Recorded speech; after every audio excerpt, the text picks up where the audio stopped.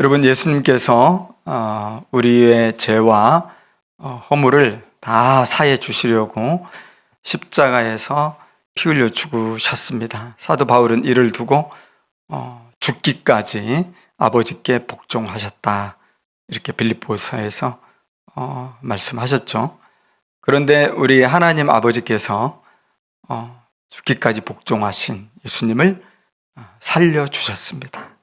다시 살려주셨고 하나님 보좌 우편에 앉게 그렇게 인도하셔서 우리 주 예수님의 이름이 아주 영화롭게 되었고 모든 무릎이 예수님께 꿇게 되는 그런 놀라운 일이 일어났습니다.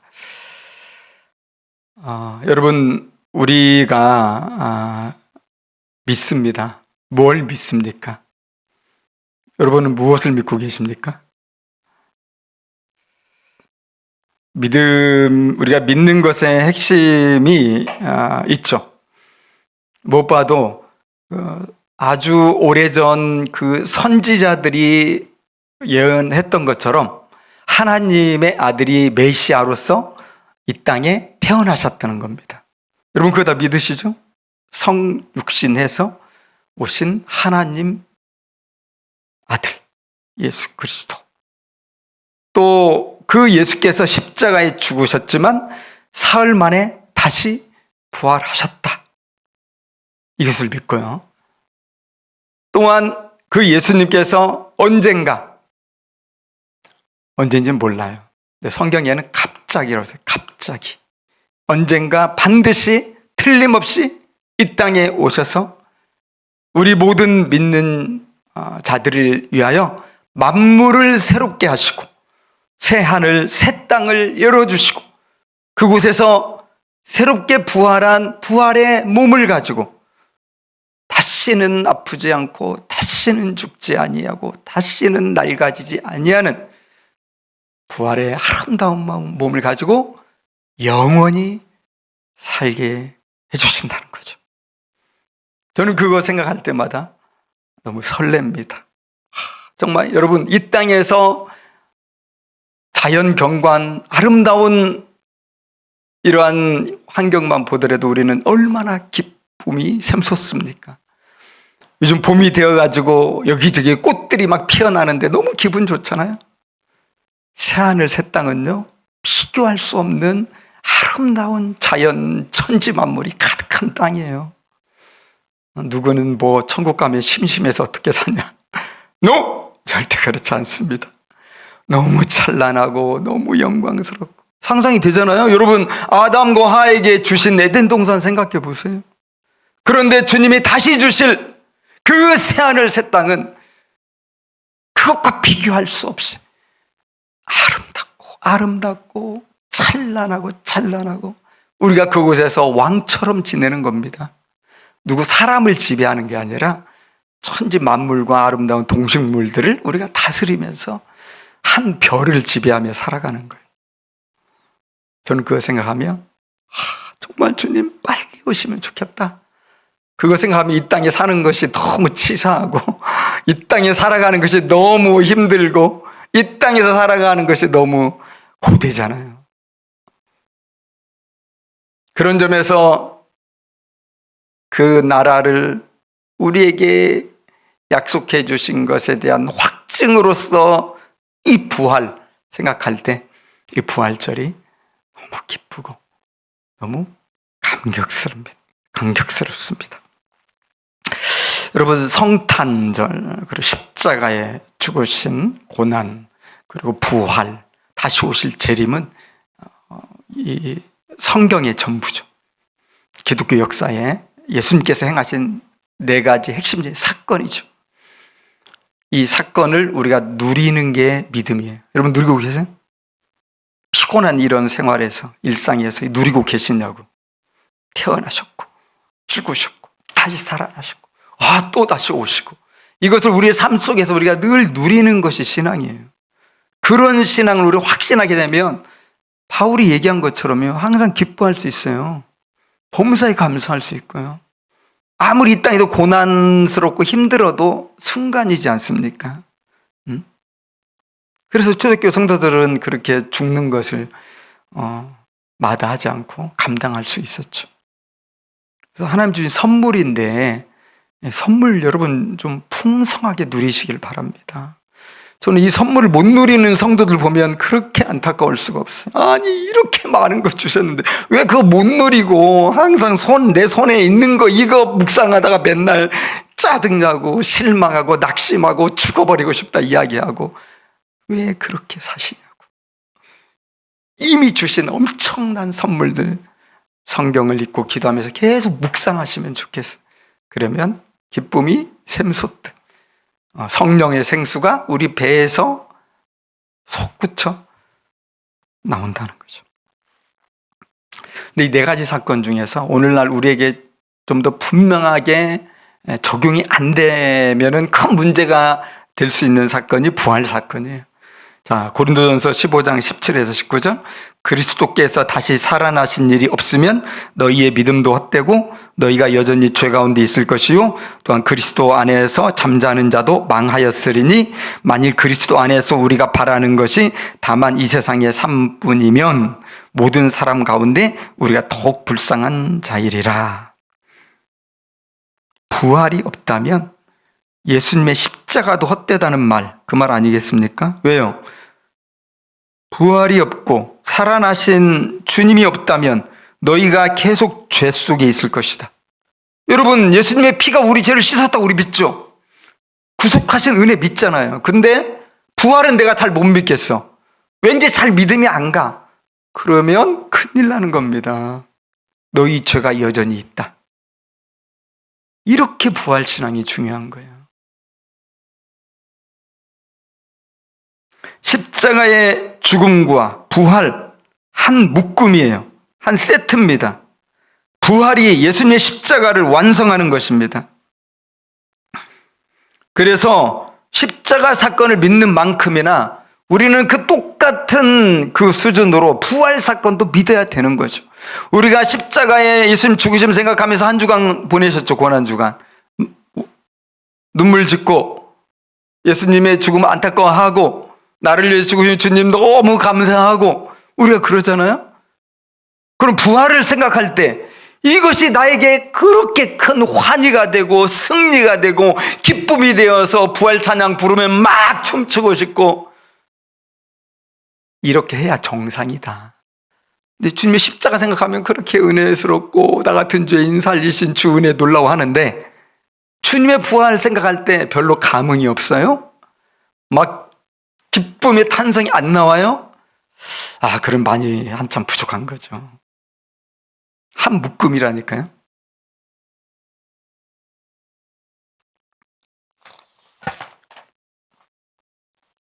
우리 부활, 예수님의 십자가는 정말 확실한데 부활을 좀 감격이 부족한 분들이 많이 있는 것 같아요.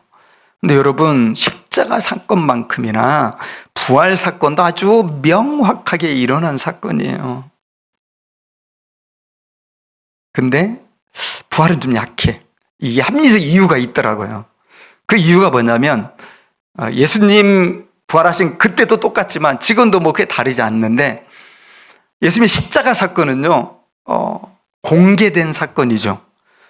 사람들이 막 지나다니는 예루살렘의 성문 곁에 있는 그 골고다 언덕에 예수님이 가장 높은 곳에 십자가에 못 박혀가지고 발가벗긴 채로 매달려 있잖아요. 십자가형이 엄청 수치스러운 이유가 뭔지 아세요? 옷 벗고 있다는 거예요. 그 벗은 몸을 사람들이 다 보잖아. 예수님의 십자가에 죽었다. 누가 몰라? 예수님의 십자가에 죽은 것은 다 알아요. 삼척동자도 다 알아요. 그리고 다 구경 가서 보고. 공개 처형이잖아요. 공개 처형. 근데 여러분, 부활 생각해 보세요. 부활은 어때요? 부활이 공개적으로 일어났나요? 부활은요, 정말 비밀스럽게 일어났고요. 정말 은밀하게 일어났고요. 부활은 비공개적이었어요.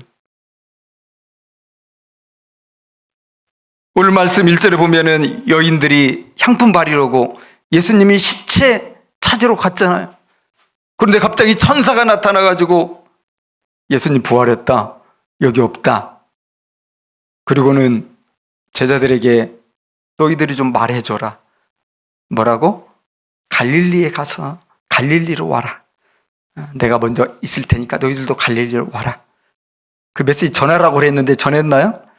완전 인지 부조화 상태 빠져가지고 예수가 부활했다는 게 도저히 믿겨지지 않으니까 그냥 무섭고 놀랍고 떨면서 8절에 나오죠?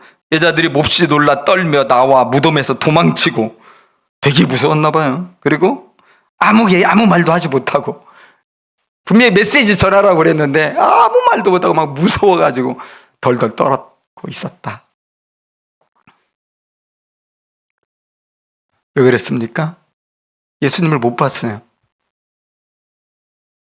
천사가 해준 말만 들었지 예수님이 무덤에서 스르륵 하고 일어나는 거 못 봤어요.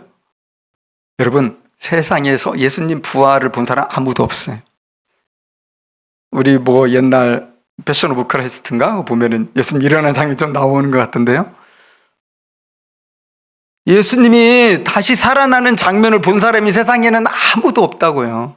십자가에 매달리는 사건은 모든 그 당시 사람들이 봤는데, 그러니까 믿기가 어려운 거예요. 눈으로 봐야 우리 사람들은 믿잖아요. 보는 것이 전부다. 요즘 그런 카피도 있죠.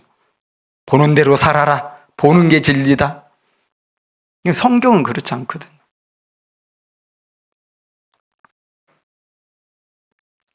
부활의 첫 증인이 나옵니다. 9절에 보면 막달라 마리아라고 나오는데요. 전에 7 귀신 들려서 고생하던 여인이니까 여기 7 귀신이란 말은 완전수거든요. 이게 적당히 귀신 들린 게 아니라 아주 완전히 귀신에게 압도당해서 사로잡혔던 그런 여인이니까. 제정신이 아닌 정말 이 미친 이런 완전히 그런 여인이었는데 예수님이 고쳐주셨으니까 자기 인생을 되찾았잖아요. 너무 감사해서 이 성경 복음서 보면 이 여인하고 또 다른 여인들이 예수님 쫓아다니면서 예수님 수종 들었어요. 그리고 자기들이 가진 것으로 예수님 12제자에 먹을 거, 마실 거, 입을 걸 많이 됐어요. 너무 은혜가 크니까. 근데 예수님이 첫 번째로 살아나셔가지고 자기 얼굴을 보여준 사람이 이 막달라 마리아예요. 제자들도 아니고 더 훌륭한 사람들도 많았을 텐데, 다른 마리아도 있는데, 예수님의 어머니 마리아도 있는데 그게 아니고 이 귀신 들렸다가 나은 이 사람에게, 이 여인에게 예수님이 나타나셨고요. 그 여인에게 또 메시지를 줬겠죠. 그러니까 이 막달라 마리아는 10절에 보니까 예수와 함께하던 사람들, 제자들이죠. 제자들에게 예수님이 살아나셨다는 부활 소식을 전했습니다. 그때 제자들은 슬피 울고 있었다고 그랬어요. 너무 좌절하고 낭망한 가운데 이제 우리 어떻게 사냐. 우리는 완전 실패자다. 그러고 있는데 가서 예수님이 살아났다고 그러니까 듣고도 믿지 않았다. 이렇게 쓰여 있습니다.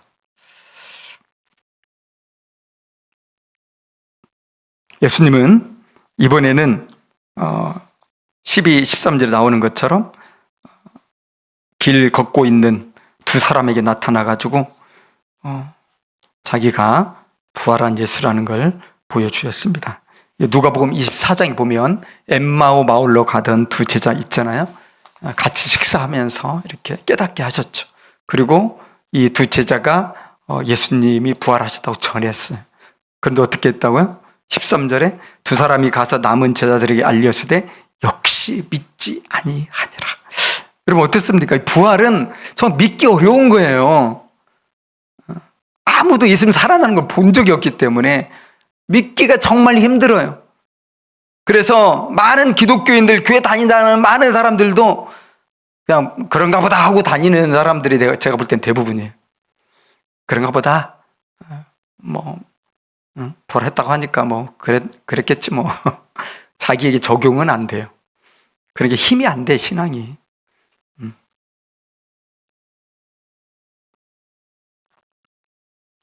예수님은 제자들도 그것을 못 믿은 이 문제로 굉장히 화가 좀 나신 것 같아요. 그래서 14절을 보면은 그들의 믿음, 그 후에 11제자가 음식 먹을 때 예수께서 그들에게 나타나사 그들의 믿음 없는 것과 마음이 완악한 것을 꾸짖으시니 이는 자기가 살아난 것을 본 자들의 말을 믿지 아니했기 때문이라는 거예요. 하필 예수님 밥 먹을 때 나타나가지고 책망을 했으니까 소화가 굉장히 안 됐을 것 같아요. 요한복음에는 되게 근사하게 나오잖아. 생선구이 구워주시고. 여기 이게 이제 전체 다른 복음서 비교해보면 여기가 사실 갈릴리에서 일어난 일이거든요. 그러니까 예수님이 내가 나를 사랑하느냐 이 말씀하신 게 아니고 사실 혼내셨어. 왜 이렇게 믿음이 없냐?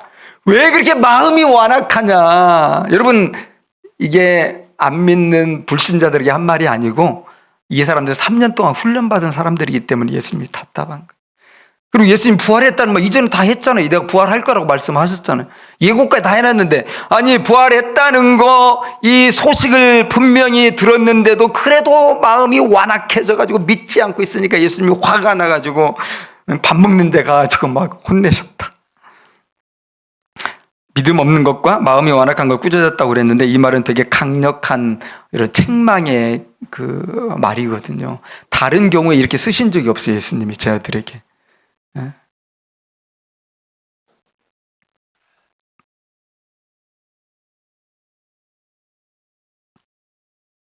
그들의 불신앙을 책망하셨는데 제 아들은 계속 믿지를 못했잖아요. 도마가 보면 도마도 나 예수님 봐야 믿겠어 이렇게 했죠.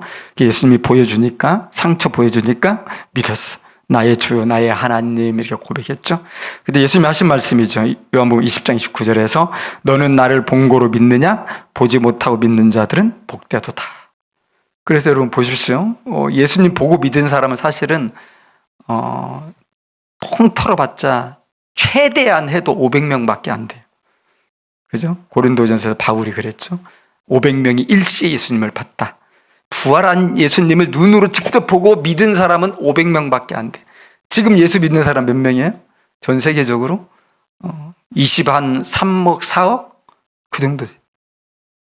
자, 그 500명 외에는 그 이후부터 믿었던 사람들이 예수님 안 보고 믿었어요. 여러분 안 보고 믿었잖아요. 저도 마찬가지고. 이게 진짜 복된 것이다. 그런데 이 사람들은 어떻게 믿었을까요? 그렇게 봐야만 믿을 수 있었는데 와, 어떻게 안 보고 부활을 믿지? 물론 성령께서 거듭나게 하시기 때문에 가능한 것입니다. 그러나 성령께서 막무가내로 거듭나게 하시는 것이 아니잖아요. 어느 때 그 역사가 일어나냐면 십자가와 부활의 그 메시지를 들을 때 그 믿음이 그런 들음에서 나오잖아요. 그래서 그 사도들 포함한 그 500여 명의 부활의 신앙을 가진 사람들이 초대교회를 이룬 거 아니에요?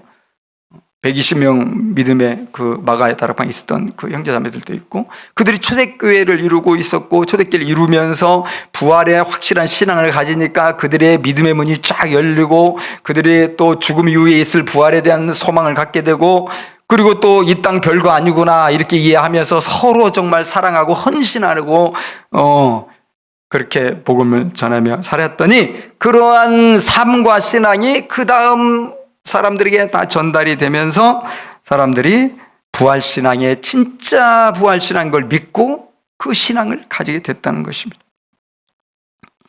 그 시작이 어디냐? 바로 12사도죠. 12사도로부터 그 부활신앙이 시작이 되었죠.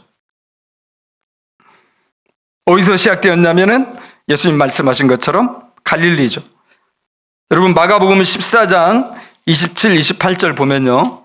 예수께서 제자들에게 이르시되 너희가 다 나를 버리리라 이는 기록된 바 내가 목자를 치리니 양들이 흩어지리라 하였음이니라 그러나 내가 살아난 후에 너희보다 먼저 갈릴리로 가리라. 목자 대신 예수님을 치면은 그 양들이 흩어지게 된다. 그래 너희들로 흩어지겠지만 내가 부활한 후에는 내가 다시 모으겠다. 그러니까 너희들 갈릴리에서 보자. 미리 주님은 갈릴리에서 보자고 갈릴리 미팅을 사실 약속을 다 해놓으셨죠. 여러분 갈릴리가 어딘지 우리 다시 한번 생각해 볼까요? 갈릴리는 진짜 흑암의 땅이고 어둠의 땅이고 버려진 땅이었잖아요. 유대 역사 속에서 갈릴리는 정말 어떤 선한 것도 나올 수 없는 그 이방의 땅이었다 이 말이죠. 근데 예수님은 거기에서 어린 시를 자라나셨던 나사렛에서 그리고 거기에서 12제자를 거기서 부르셨잖아요. 그 갈릴리 땅에서. 그런데 주님은 다시 갈릴리 오라. 이게 무슨 말입니까? 너희들이 실패한 그곳에서 우리 다시 시작해보자 말씀하시는 거죠. 예수님은 흩어진 양들을 모으시는 목자와 같아요. 여기저기 사람들 보내서 예수님이 살아났으니까 이전에 주님이 말씀하신 것처럼 갈릴리에서 만나자고 했잖아. 너희들 다 갈릴리로 와 하면서 양들을 모으듯이 주님께서 제자들을 모으시는 거죠. 그리고 갈릴리 바다에 쫙 나타났는데 여러분 참 재밌습니다. 그 갈릴리 바다에 나타나서 예수님이 제자들을 보았는데 제자들은 3년 전의 모습하고 똑같아요. 물고기를 잡고 있는데 여전히 못 잡고 있어요. 여전히 물고기를 못 잡고 있어요. 3년이 지났는데도. 그때도 물고기 못 잡아가지고 깊은 데로 가서 그물을 던져라 하니까 그물을 던졌을 때 그물이 찢어졌잖아요. 그래서 베드로가 깜짝 놀래가지고 예수님 앞에 죽은 자처럼 엎드려졌잖아요. 예수님이 하나님이시구나. 근데 3년이 지나서 다시 이 제자들이 정말 낙심한 채로 옛 생활로 돌아가서 물고기를 잡는데 여전히 못 잡고 있으니까 배 오른편에 그물을 던져라. 던졌더니 153마리가 큰 물고기가 그렇게 잡혔다. 주님은 그 잡힌 고기로 생선구이 해주시고 그곳에서 사랑의 관계성을 회복하셨죠.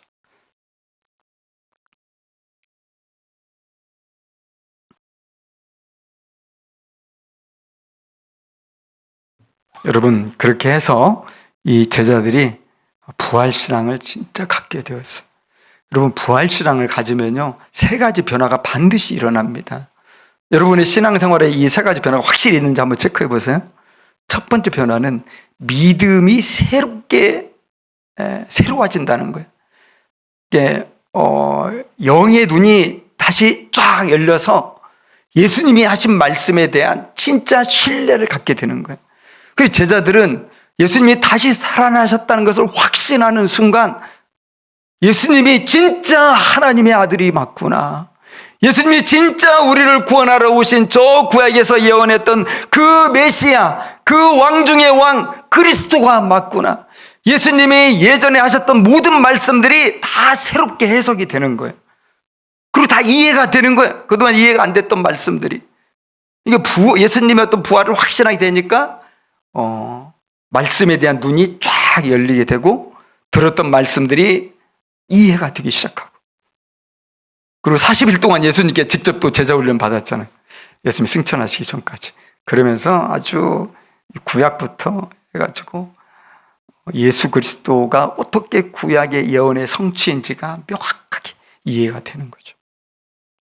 그래서 우리가 부활신앙을 가지면 믿음이 새로워집니다. 그래서 우리가 믿음이 좀 더 새로워지고 싶으면 예수님의 부활을 많이 묵상하고 그 부활에 대한 깊은 어떤 성령께서 주시는 이 체험 이런 것들 반드시 필요하고요. 그 다음에 2번째 변화는 우리가 소망의 사람이 된다는 거예요.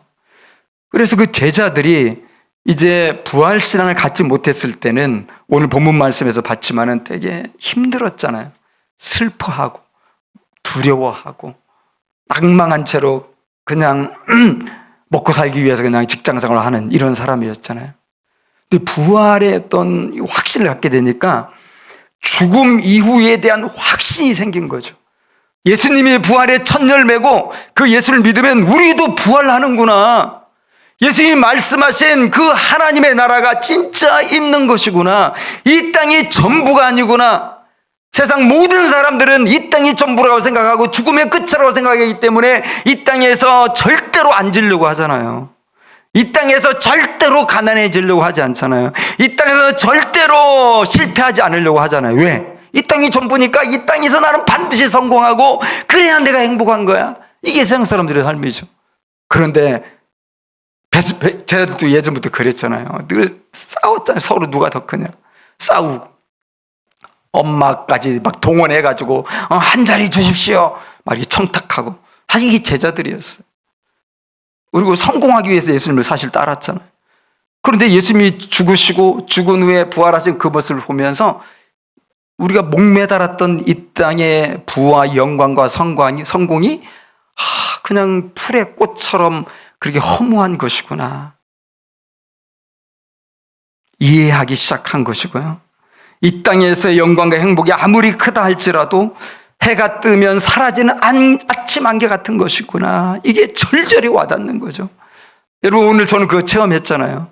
제가 오늘 한 새벽 5시 좀 넘어 5시 반쯤 일어났는데 창을 쫙 이렇게 열어보니까 연거 아니고 창밖을 바라보니까 완전히 안개가 가득해요. 요즘 동이 빨리 트는 거 아시죠? 5시 반만 돼도 환해요. 근데 완전히 막 회색빛으로 가득한 거예요. 그래서 가까이 가봤더니 안개가 그렇게 충만할 수가 없어요. 그런데 어느새 그랬는지 여러분, 오늘 얼마나 해가 쨍쨍하게 떴습니까? 아침에 너무 밝더라고요. 그 안개 한순간에 사라졌어요. 우리 인생에 우리가 추구하는 이 물질적 세상이라는 거, 그리고 한순간에 사라질 것들이거든요. 우리 죽을 때 가지고 갑니까? 다 놓고 가야 돼요. 근데 왜 그렇게 그것에 목매달까? 제자들이 드디어 생각하게 된 거예요. 그래서 부활의 산 소망을 갖게 되었고요.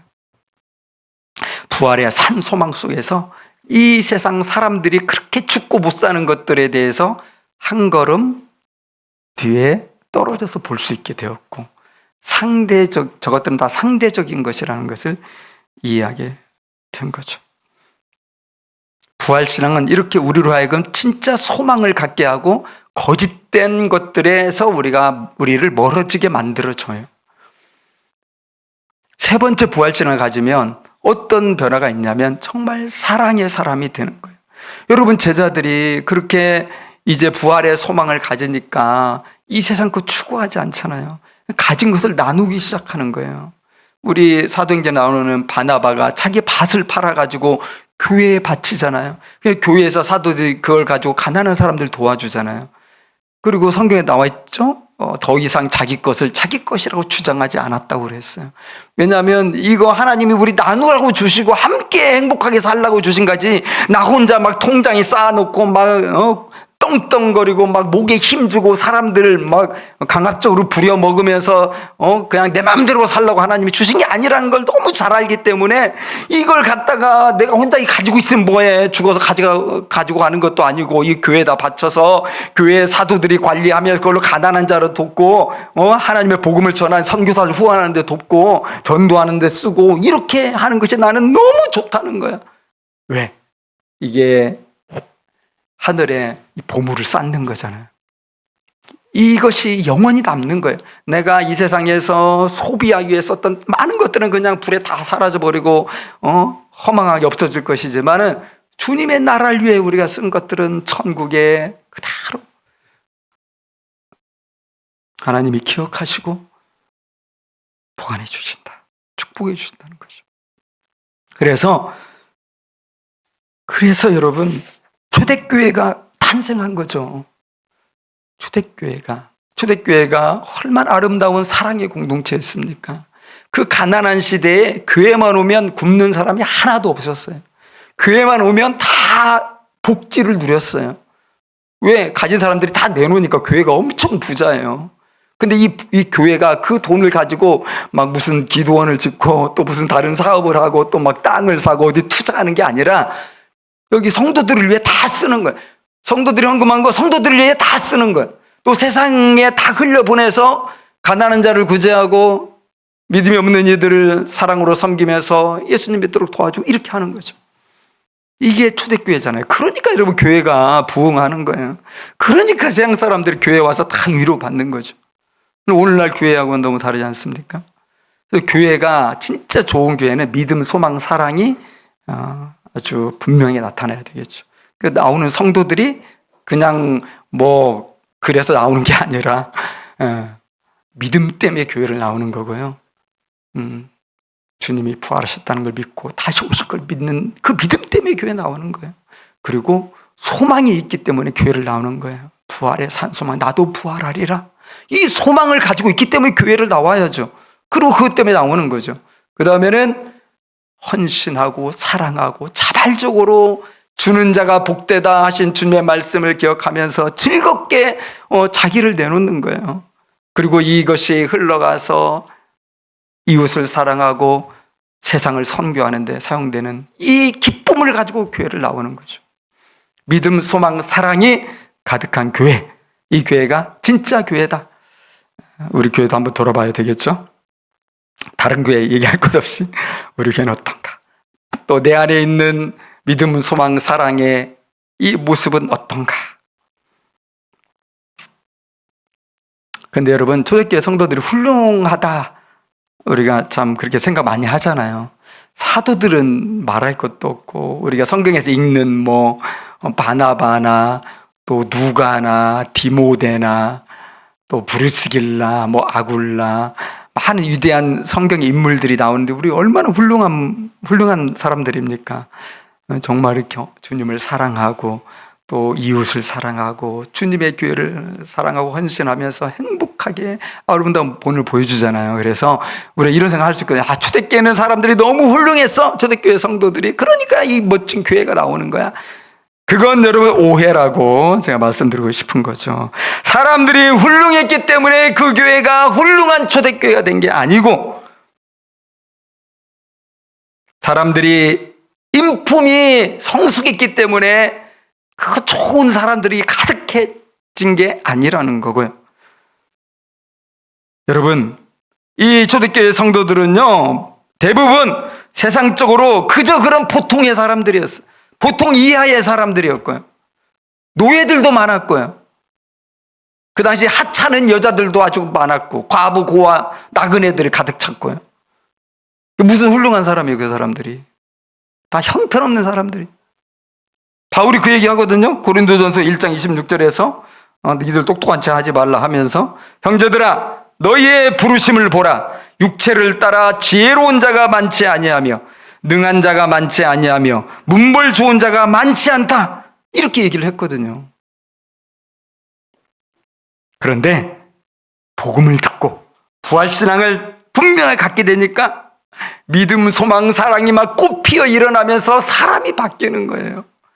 그런 사람들이 교회 수가 많으니까 교회가 정말 세상에 빛이 돼버리는 거예요. 산 위의 동네가 되어가지고 사람들이 자꾸 찾아오는 거예요.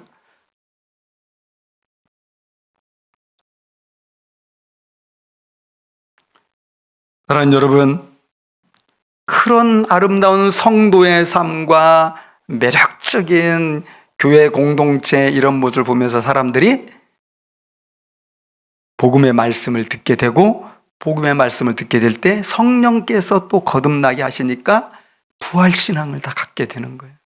그래서 이제 우리가 갖는 부활신앙은 성도들을 보고 갖는 거지 예수님을 직접 보고 갖는 게 아니에요. 부활신앙으로 살아가는 성도들이 있을 때 그가 전해주는 말을 듣고 우리 가운데 신앙이 생기는 거죠. 믿음, 소망, 사랑의 역사가 다시 계속 전수가 되는 거죠.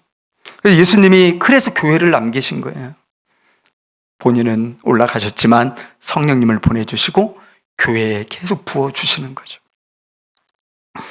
자, 너무나 중요한 질문입니다. 부활 증인 공동체는, 교회 공동체는 어떻게 시작이 되었습니까? 12사도가 부활을 체험했기 때문이죠. 그렇다면 그들은 어떻게 부활을 체험할 수 있었냐? 여러분, 우리 봤잖아요. 아까 본문에서 읽어봤지만 제자들이 아주 형편없잖아요. 예수님 평소 예언하셨던 것처럼 다시 살아나셨다고, 내가 예수님 봤다고, 예수님 나에게 이런 말씀 여러분들에게 전해주라고 했다고 막 따끈따끈한 그 진실한 메시지를 이 부활을 경험한 목격자들이 와가지고 제자들에게 전해줬는데 제자들이 계속 안 믿어요. 이 제자 맞아요? 뭐 기댈 게 있겠어요, 이런 제자들한테. 완악한 사람이 완악한 사람들. 그런데 그들이 어떻게 부활의 어떤 이 견고한 신앙을 갖게 되었냐? 신기하죠? 여러분, 예수님께서 그들을 끝까지 사랑하셨기 때문에 부활신앙을 가질 수가 있었어요. 제가 생각하면 참 놀라운 게 뭐냐면, 부활하신 예수님께서 왜 이 형편없는 사람들을 버리지 않으셨을까? 아니, 예수님 먼저 버린 것도 아니고 자기들이 먼저 예수님 버렸잖아요. 그러니까 예수님이 그냥 모른 채도 상관없잖아요. 그리고 이 사람들 저 갈릴리 그냥 촌동네에서 겨우겨우 제자 훈련시킨 사람들인데 이렇게 보기 좋게 예수님 배신하는 이런 걸 이렇게 예수님 생각할 때 저 얼마나 괴롭냐고, 힘들고 상처받죠. 근데 이 사람들을 또 내가 찾아가서 제자로 세운다고? 여러분 그런 말 많이 있잖아요. 뭐 검은 머리 짐승은 거두는 게 아니다. 뭐 사람이 바뀌는 거 아니다. 예수님 또 배신하면 어떡해? 근데 굳이 예수님은 이 사람들을 찾아가서 갈릴리에서 보자. 이런 예수님의 사랑에 대해서 사도 요한이 13장 1절에서 요한복음에서 이야기했죠.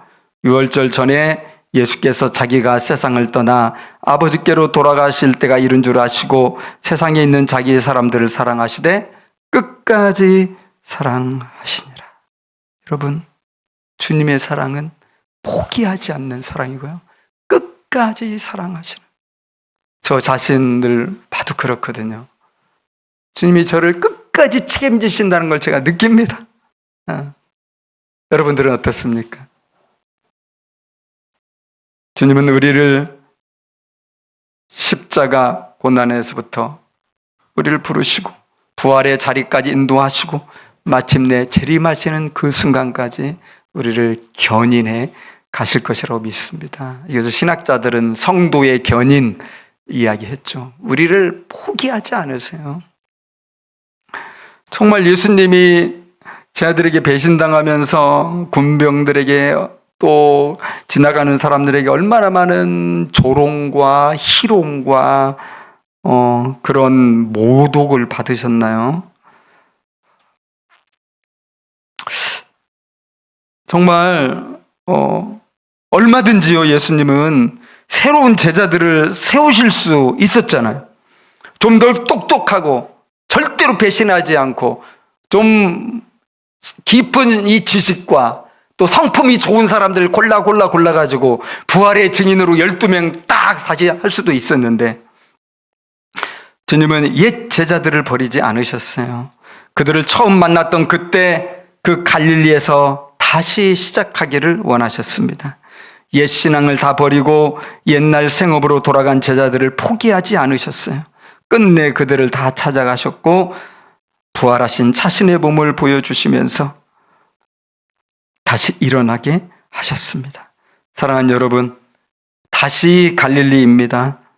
부활하신 주님을 다시 만날 때 우리는 진정으로 새 출발할 수 있을 것이라고 믿습니다. 지금 우리가 처한 자리가 어떤 자리이든지 상관없이 실패한 자리일지라도 정말 우울한 자리일지라도 정말 어떤 소망도 가질 수 없는 자리일지라도 상처가 너무 커서 정말 다 포기하고 싶은 그런 자리일지라도 여러분 다시 찾아오신 주님, 그 주님을 다시 만나고 우리가 그 부활하신 주님의 은혜 가운데 갈 때 우리는 다시 시작할 수 있는 것입니다. 여러분 오늘도 이 자리에 주님이 찾아오시지 않으셨습니까? 이 자리에 주님은 찾아오셔서 내가 부활한 것을 잊지 말아라. 믿음의 눈을 떠라. 부활의 산 소망을 가져라. 사랑만이 영원하다. 주님께서 다시 갈릴리에서 시작하자고 우리를 부르십니다. 한때 뜨거웠던 그 신앙으로 그리고 더 업된 부활 신앙으로 우리가 다시 출발하면 얼마나 좋을까 그런 생각을 해봅니다. 우리 함께 기도하겠습니다.